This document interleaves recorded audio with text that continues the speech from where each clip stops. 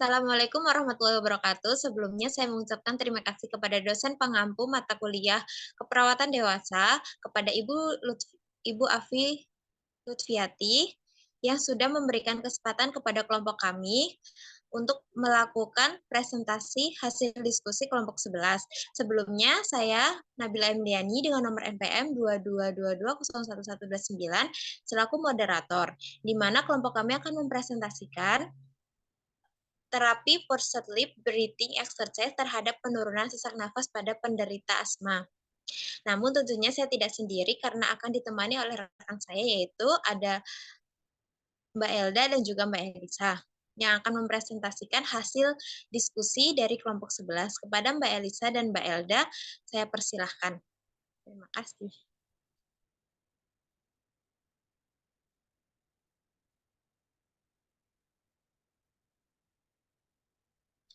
Baik, terima kasih kepada Mbak Nabila. Sebelumnya perkenalkan, nama saya Elda Nurfari. Saya sebagai pemateri. Selanjutnya saya akan mempresentasikan dari kelompok 11.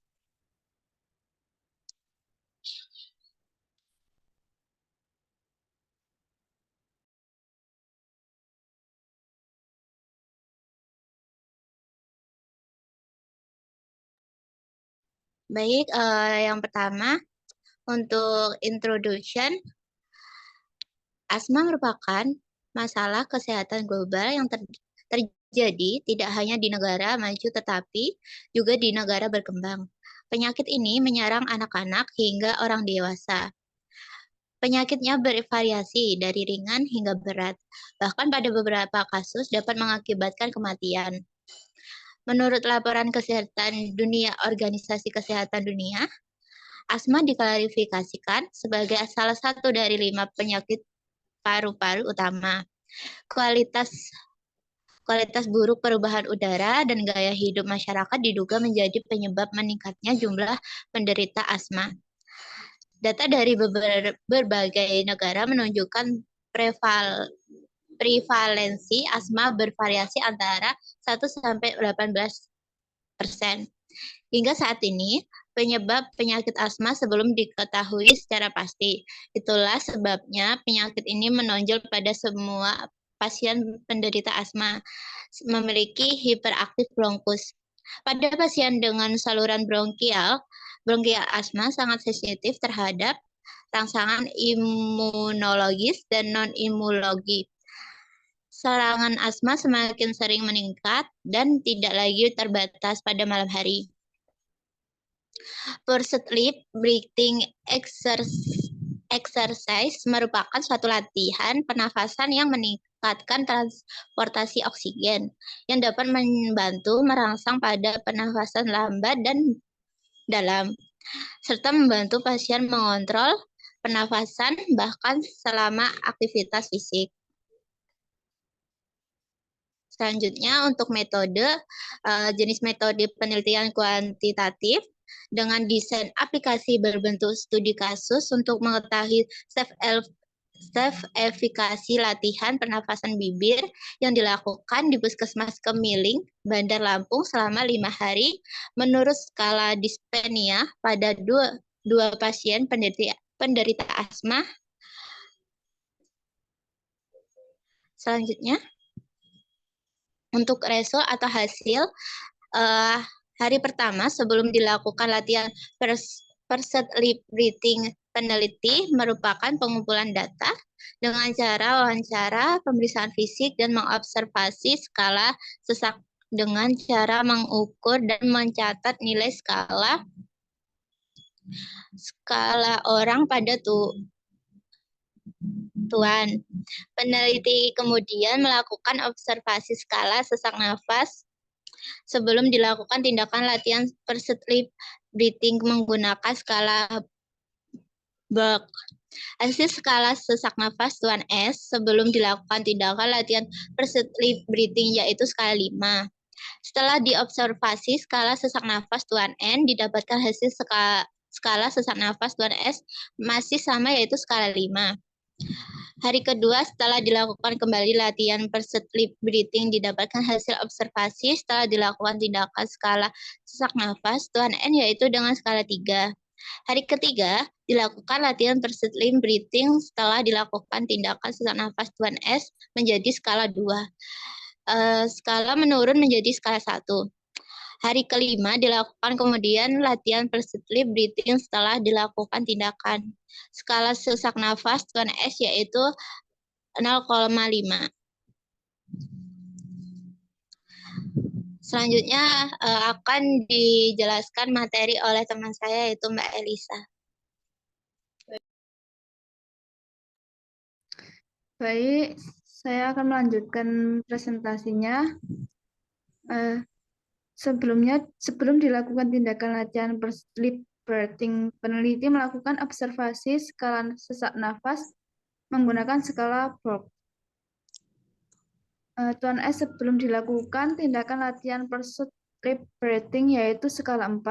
Observasi sebelum dilakukan tindakan latihan per sleep breathing hanya dilakukan pada hari pertama. Setelah dilakukan observasi skala sesak nafas, peneliti meminta Tuan N untuk latihan per sleep breathing ini dilakukan selama 5 menit. Hari kedua dilakukan kembali latihan per sleep breathing. Setelah dilakukan tindakan dapat dihasilkan observasi skala sesak nafas Tuan N. Hari ketiga dilakukan latihan per sleep breathing setelah dilakukan tindakan skala sesak nafas Tuan N. Hari keempat dilakukan latihan per sleep breathing setelah dilakukan tindakan sesak nafas Tuan N. Kemudian pada hari kelima dilakukan kembali latihan per sleep breathing setelah dilakukan tindakan skala sesak nafas Tuan N. Next.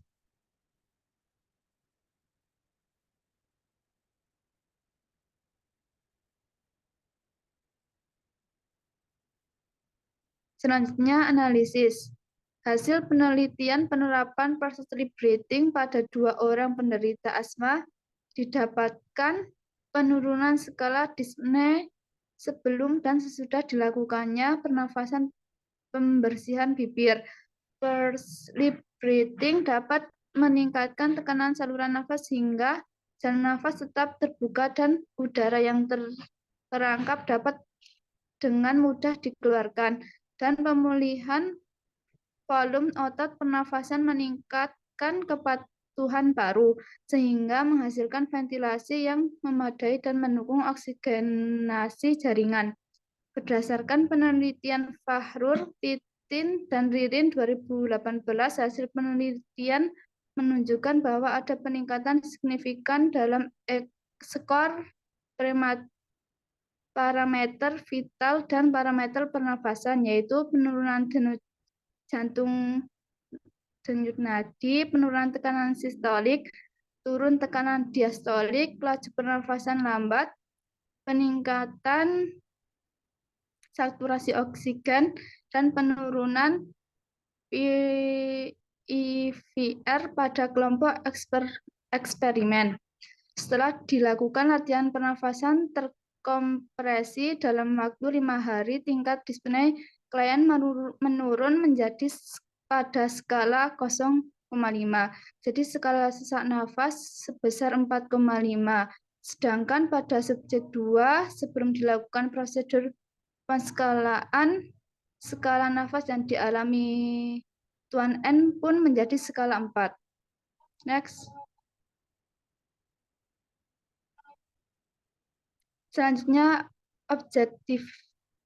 Yang pertama, lingkungan kerja memiliki hubungan langsung dengan penyebab penyakit asma. Hal ini berkaitan dengan tempat di mana dia kerja. Zat tersebut dapat berupa debu, tetesan, dan gas. Secara klinis, sensitizer merangsang produksi imunoglobulin E spesifik pada individu yang rentan.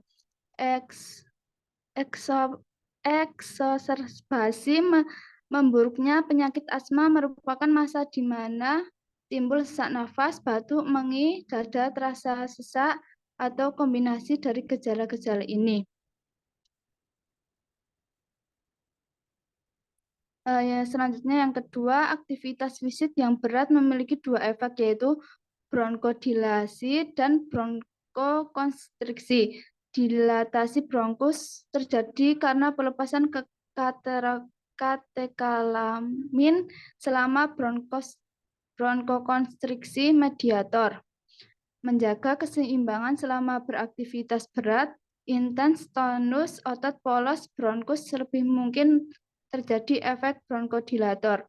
Akhirnya menggunakan efek dari sistem saraf otonom yang menyebabkan ekspansi segera berhenti, menghasilkan perantara bronkokonstriksi lebih dominan dan menyebabkan bronkokonstriksi otot bronkus. Mempersatukan mediator membentukkan waktu bersama korban yang mengalami kesulitan dalam menangani asma. Yang ketiga, subjek 1 mengatakan bahwa ia berhenti merokok 10 tahun yang lalu setelah menyadari dirinya menderita asma. Sedangkan subjek 2 masih merokok walaupun jarang. Asap tembakau merupakan alergen yang tergolong alergen inhalasi konsentrasi tinggi. Merokok dapat menyempitkan bronkiolus terminal paru-paru, sehingga meningkatkan resistensi terhadap aliran udara masuk dan keluar paru-paru. Efek iritasi dari asap rokok sendiri meningkatkan sekresi cairan ke dalam pohon bronkus sehingga menyebabkan pembengkakan pada lapisan epitel. Nikotin dalam rokok melumpuhkan silia pada permukaan sel epitel saluran nafas. Silia biasanya terus bergerak untuk mengeluarkan kelebihan cairan dan benda asing dari saluran udara. Selanjutnya yang keempat, stres subjek 1 khawatir terhadap istrinya. Pada saat yang sama, klien juga diserang, merasa sesak nafas karena saya kesulitan melakukan aktivitas berat dan merasa cemas. Halangan emosi dapat memicu agresi. Selain itu, asma dapat memperburuk serangan asma yang sudah ada sebelumnya. Selain gejala asma memerlukan pengobatan segera. Orang yang menderita stres haus mencari keseling memecahkan masalah. Reseptor adrenergik terdapat pada sel T dan sel B. Mencari konseling memecahkan masalah. Reseptor adrenik terdapat pada sel T dan sel B. Stres dan faktor psikologis saling berhubungan disertai gejala seperti asma dan bronkokonstriksi. Penurunan rata-rata aliran darah pada pasien asma. Tujuan dari penelitian ini adalah penderita asma mempunyai faktor risiko stres. Total 50 kompartemen studi dipilih berdasarkan sampling komprehensif menunjukkan tingkat stres pada asma. Orang-orang tinggi mempunyai kesempatan untuk melakukan ini, yaitu 13,39 kali lebih besar memungkinkan untuk sering mengalami serangan asma lebih tinggi dibandingkan pada pasien dengan tingkat stres yang tinggi. Next.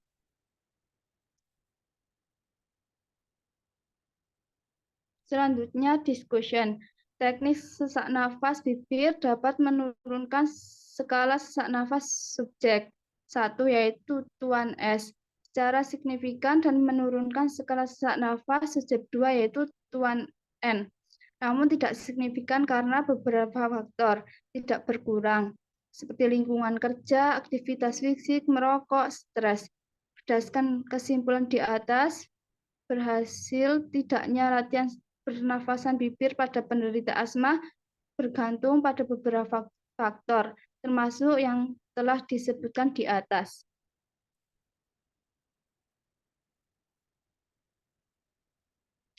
Baik, sekian presentasi dari kelompok kami.